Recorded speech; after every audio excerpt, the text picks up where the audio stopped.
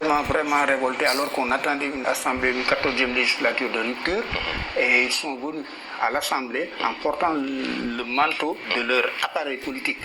Ce qui ne devait pas se faire parce que ça devait être le contraire. Ils devaient venir en portant le manteau du peuple. Du peuple sénégalais. Arrivé à la porte de l'Assemblée, on porte le manteau du peuple et se découvre de ce qui se passe avec le peuple. Et la preuve, aujourd'hui, en se préoccupant de leurs intérêts crypto-personnels, ils ont pu trouver une sensibilité politique surtout. Non, moi je ne parle même pas de sensibilité politique. La sensibilité politique, ça vient après. Moi je parle de leur intérêt crypto-personnel, parce que là, ils ont mis consensuellement un bureau. Il y a eu un seul incident, c'est lorsque l'autre Farba Ngom a voulu voter pour Aminata Touré. Effectivement. Mais tout s'est passé calmement, sans problème. Ils ont voté pour le bureau parce que là, ils vont avoir des privilèges personnels. Ouais. Maintenant, les intérêts des partis, c'est qu'est-ce qui s'est passé, quel était l'objectif caché de ceux qui ont créé ce bordel, non c'est un bordel, excusez-moi du terme, ce bordel à l'Assemblée. Quel est l'objectif caché? Parce que le scénario était terrible. Moi, ce matin, je me suis réveillé, je dis je vais écouter les radios étrangères. Ils ont tous parlé des gendarmes qui étaient à l'intérieur de l'hémicycle. Ils ont voulu faire passer une image d'une dictature, ce qui ne s'est jamais fait. Alors qu'il y a un règlement intérieur de l'Assemblée, il y a eu plusieurs élections, on a vu des ministres qui étaient élus venir à l'Assemblée, installer et puis démissionnent. Boun Abdallah Dionne l'a fait, Amadouba l'a fait. Et ça n'a jamais posé problème. C'est ça. Mais maintenant, on a des jeunes qui sont là, qui bafouent tout ce qui est institution et qui veulent nous diriger. Moi, je me demande demain s'ils sont au pouvoir, comment ils vont réagir si les jeunes qui les regardent font la même chose. Je crois qu'ils ont quand même cette idée de ne pas aller loin dans leur réflexion. Ils gèrent au jour le jour.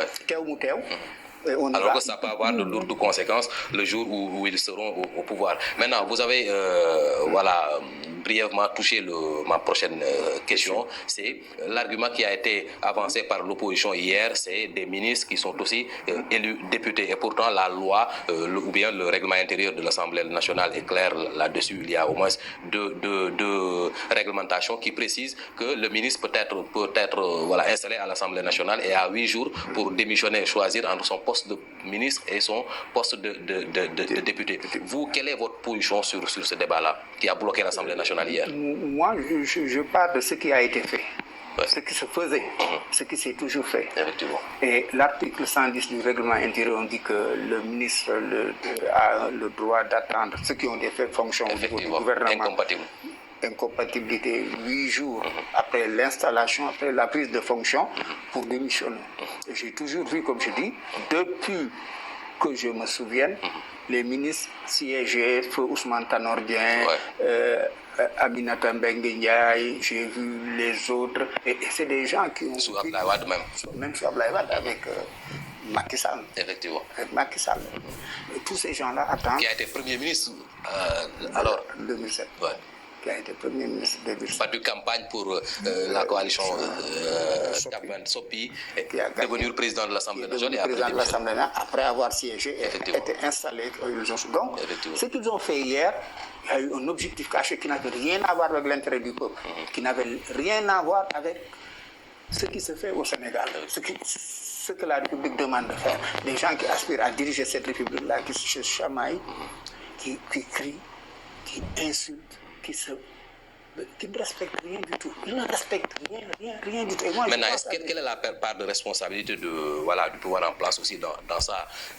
Est-ce qu'il ne leur appartenait pas d'expliquer à ces novices-là, on peut les appeler comme ça, de l'expérience parlementaire, à revenir à de meilleurs sentiments? Je ne veux pas me cantonner sur les personnes. C'est pourquoi je ne veux pas citer de nom. D'accord. Mais lorsqu'on parle de séparation de pouvoir, le pouvoir exécutif n'a aucun intérêt dans ce qui s'est passé hier. Parce que tout ce qui s'est dit à l'intérieur, à l'extérieur du pays, on va dire qu'au Sénégal, le régime n'est pas démocratique et dictatorial. Donc, le pouvoir exécutif n'avait rien à faire. Il y a l'administration parlementaire qui a les textes, c'est-à-dire le secrétaire général, le conseiller juridique, et eux, les groupes parlementaires ou les partis politiques pouvaient se rapprocher de l'administration pour savoir exactement quelle est la conduite à tenir. Mais dans les listes de toutes les coalitions qui étaient là-bas on a vu des anciens députés, beaucoup d'anciens députés, qui savent exactement comment ça se passe. Des gens qui ont participé même à l'installation de la 13e, 12e législature. Donc ils savent très bien que le ministre peut siéger, après il démissionne dans les 8 jours. Donc ils l'ont fait exprès. C'est pourquoi je reviens à la même question. Quel était l'objectif caché? C'est ternir l'image du Sénégal, ternir l'image de celui qui est actuellement à la tête de l'État. Effectivement. Ou c'est quoi? Ou c'est un combat qui est en train de se mener entre eux. Je n'ai pas compris qui est le plus violent, qui est le plus virulent, qui est le plus... Je n'ai pas compris. En tout cas, ce qui est sûr, c'est que les objectifs de part et d'autre, et de l'opposition et du pouvoir, étaient des objectifs politiques pour cette bataille politique-là qui est en train jusque même à l'Assemblée nationale.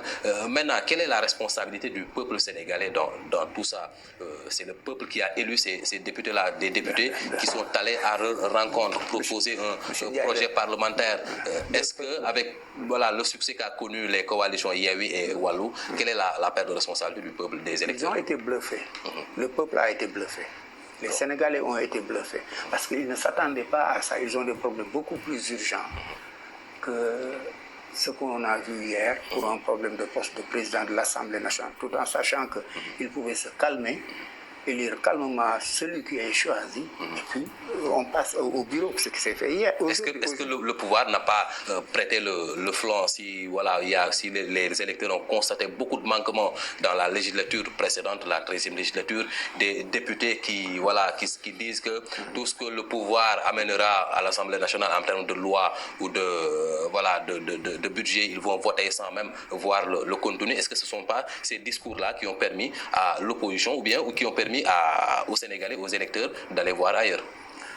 Non, là c'est autre chose. Moi je parlais de la situation hier à l'Assemblée. Oui. Maintenant, ce qui s'est passé depuis l'alternance de 2000-2012 et tout, les Sénégalais, en allant aux urnes, ont choisi de donner une courte majorité d'une voix au pouvoir actuel.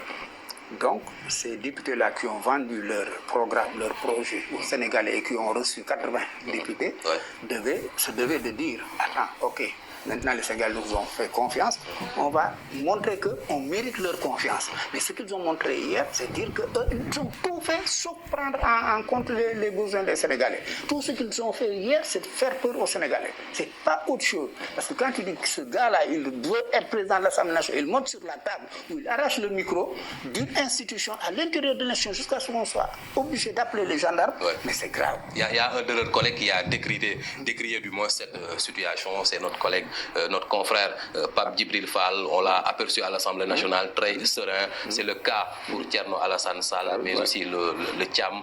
3 députés qui ne se sont pas manifestés, qui ne faisaient pas partie de ce conflit-là, ces incidents-là. Quelle est la lecture qu'on doit tirer de ça? C'est quand même un mérite. Un mérite de ne pas rentrer dans ce jeu-là. Ils n'ont pas cet objectif caché de montrer qu'ils peuvent créer des problèmes, qu'ils peuvent déstabiliser les institutions. C'est aussi simple que ça. Comme ça, ma lecture personnelle, ce n'est pas la lecture de la coalition juste, ce n'est pas la lecture des autres, mais je crois que ceux qui ont créé ce problème-là, ils voulaient montrer qu'ils pouvaient déranger, déstabiliser les institutions. Est-ce que c'est pas politique aussi? Ils peuvent avoir raison de faire cela. On est à 17 mois de l'élection présidentielle. S'ils considèrent que le pouvoir en place fait tout sauf s'occuper des préoccupations des populations, pourquoi maintenant, essayer de bloquer les choses? Khalifa, si on bloque les institutions pendant 18 mois, que va faire le Sénégalais? Ça va leur profiter certainement. Non, mais le Sénégalais ne va pas manger. Le Sénégal ne va rien faire parce que le député doit voter le budget, approuver le budget, contrôler l'action du gouvernement, voir les programmes qui sont mis en œuvre pour le Sénégal. Porter la préoccupation des Sénégalais aux autorités. Pendant 18 mois, on va bloquer le fonctionnement, on va appeler les gendarmes, le ministre ne pourra pas faire voter son budget, on va avoir des problèmes pour baisser les prix des denrées. Mais ça, c'est du n'importe quoi. Maintenant, l'avenir de l'Assemblée nationale, parce que la situation d'hier s'est quasiment répétée aujourd'hui. On a encore vu des députés prendre ce qui permettait le vote. Je sais pas. Il y a Farba Ngom, Guy Marius Sagna, Farba Ngom qui s'est autoproclamé, qui a voulu voter pour Mimi Touré. Tout ça, c'est des incidents à déplorer. On a vu Guy Marius Sagna qui portait c'est sur ces images-là. Maintenant, hier, on a vu ce qui s'est passé. Aujourd'hui, c'est quasiment la même chose. Comment est-ce que vous voyez l'avenir de l'Assemblée nationale? Ça va être très compliqué s'il continue comme ça. Ça va être très compliqué. Le bureau de l'Assemblée qui doit approuver les projets qui sont déposés, les propositions pour les amener en plénière, les passer en commission. S'il continue comme ça, on va avoir des problèmes énormes pour que le Sénégal puisse marcher normalement. Mais je voulais signaler aussi une chose. Le bureau de l'Assemblée a été voté aujourd'hui. Que je sache, le président de l'Assemblée nationale fait partie du bureau, des vice-présidents. Mais ils n'ont pas respecté la parité. C'est-à-dire le président, c'est un homme. Le premier vice-président, c'est un homme. Alors que normalement, il devrait mettre une femme, Aïda Sow Diawara. L'argument qu'ils disent, c'est que le président de l'Assemblée nationale ne fait pas partie de l'ordre paritaire. L'ordre paritaire commence par le premier vice-président. Mais c'est ce qui s'est passé au niveau des conseils municipaux. Je crois que les organismes de défense des droits des femmes ont porté au niveau de la Cour du Conseil d'État, je ne sais plus, et ça a été la chambre administrative de la Cour suprême, et je crois qu'ils ont demandé de remettre en place les nouveaux bureaux. Donc je crois que ça va se passer la même chose. Le président, dans ce que j'ai lu, fait partie du bureau de l'Assemblée. C'est la première personnalité d'ailleurs du bureau. Maintenant, quelle est la lecture qu'on doit faire aussi de ce bureau-là? On a vu l'opposition qui refusait le vote de ces ministres-là qui devront démissionner. Pourtant, dans le bureau, on a vu Baragaï qui est maire de Yembol, effectivement, septième vice-président. Il y a Biram Souley aussi du PASTEF qui fait partie de ce bureau-là. C'est pas un paradoxe? Non, ce n'est pas un paradoxe. Si on comprend que c'était les intérêts crypto-personnels qu'ils ont mis en avant, ce n'est pas paradoxal. C'était pour arriver à ce résultat-là? Pour arriver à ça. Parce que c'était leur intérêt crypto-personnel. Ils vont avoir 2 chauffeurs, un bon budget, de l'essence. Peut-être ils vont pouvoir bluffer encore plus les Sénégalais. Parce que moi, c'est comme ça que je le vois. Quand on n'est pas d'accord avec le président, on ne le reconnaît pas, on ne peut pas être d'accord pour siéger dans le même bureau avec le même président. Ce n'est pas possible, ce n'est pas logique. Quand on se met sur la table pour refuser l'élection du président, refuser la participation des ministres, on ne va pas voter avec les ministres pour notre propre intérêt. Moi, je crois que dans tout ça... C'est même légitimiser le vote de ces ministres-là. Voilà, c'est ça. Et ils l'ont légitimé. Voilà. Dernière partie de cette interview, je rappelle que nous recevons Bassirou Ndiaye, actuellement membre de la coalition Juste et Solidarité. Voilà, on a vu, vous l'avez dit à l'entame de vos propos, que l'ancienne coalition Buntoubi a été dissoute durant la campagne. Il y a eu beaucoup de mouvements, de divergences au sein même de cette coalition jusqu'à arriver à la dissolution même de cette formation politique. Aujourd'hui, avec Justice et Solidarité, c'est quoi le projet politique? Nous, on a travaillé longtemps sur ce concept de justice, solidarité, entrepreneuriat, parce que déjà on constate que tous les Sénégalais sont fatigués. Ou bien la majorité des Sénégalais sont fatigués. Il y a 2 ou 1% de Sénégalais qui arrivent à vivre normalement. On voit des bacheliers, des maîtrisards qui vendent des chaussures ou qui font du pain d'ambé qui vendent du pain d'ambé alors qu'ils devraient être dans des conditions de travail, de créer de la richesse, de créer des emplois. Donc on s'est dit, tous les programmes, les projets politiques qui ont été proposés aux Sénégalais, in fine, n'ont rien donné de bien parce qu'en fait, c'était les intérêts crypto-personnels qu'on mettait en avant. On combattait un président, on combattait un ministre, on crée un parti, on propose un projet pour être un peu plus crédible, mais à la fin, on se trouve, on règle son problème et puis on oublie le Sénégalais. Donc nous, on a dit qu'on allait faire l'inverse. On va essayer de privilégier les mouvements citoyens, les mouvements politiques, les associations, aller vers eux, travailler avec eux, eux qui identifient mieux leurs besoins, leur disent ce dont ils ont besoin, écrire un projet politique, socio-économique, pour voir exactement ce qui est mieux pour le Sénégalais, qui l'exprime, qui le dit. Une gestion participative. Voilà. Alors maintenant, comment est-ce que vous êtes organisé? Une formation politique, c'est aussi le maillage de tout le territoire national. Souvent, on voit des coalitions qui se concentrent souvent sur Dakar Centre, commune de Dakar ou Dakar Département. Est-ce que, par exemple, à Karang, si on y va aujourd'hui? Vous ne nous trouverez pas à Karang. Mais vous pouvez nous trouver à Matam. D'accord. Vous pouvez nous trouver à Tivaouane, vous pouvez nous trouver à Dakar, vous pouvez nous trouver à Diourbel, vous pouvez nous trouver à Kaolack. Et si vous lisez bien notre premier communiqué, quand on a décidé de communiquer, c'est dire qu'on va aller vers les Sénégalais, discuter avec les Sénégalais, et puis après on va revenir vers la presse pour leur parler de ce qu'on fait. Donc nous, ça c'est notre démarche, demander aux Sénégalais ce qu'ils veulent. Quoique nous sommes Sénégalais, on a une perception claire de ce que ce que l'on croit être mieux pour le Sénégalais. Mais on sait qu'actuellement, le problème, c'est la cherté de la vie.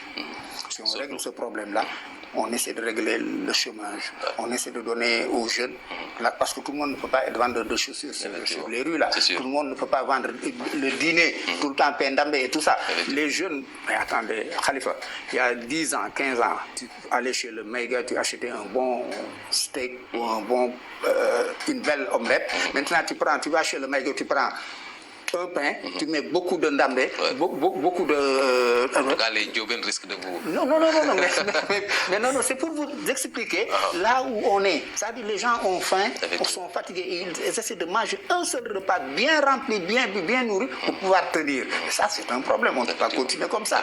Bientôt, on va en arriver comme en Chine où on disait un bol de riz par personne. Il faut qu'on essaie de renverser la tendance. C'est pourquoi on va aller vers les Sénégalais, discuter avec eux, jusqu'à mettre en place un projet qui peut être fédérateur et puis le proposer aux Sénégalais. Qui va être candidat, qui ne va pas être candidat, on va vers tout le monde. Et nous, on n'est pas opposition du pouvoir. Oui. On va essayer d'être Sénégalais. D'abord, en tout cas, ce que vous évoquez est une réalité, la cherté de la vie, conséquence de cette crise russo-ukrainienne.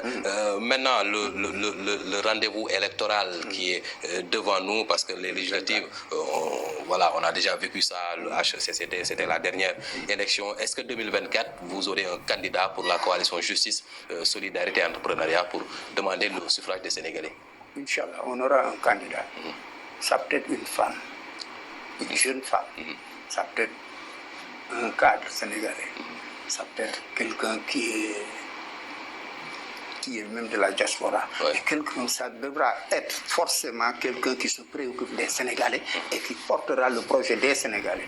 Mais ce n'est pas quelqu'un qui va venir avec son projet et vendre ça. Ça sera le peuple et le projet et non l'homme et le projet. Voilà, qui est-ce qui compose cette coalition aujourd'hui?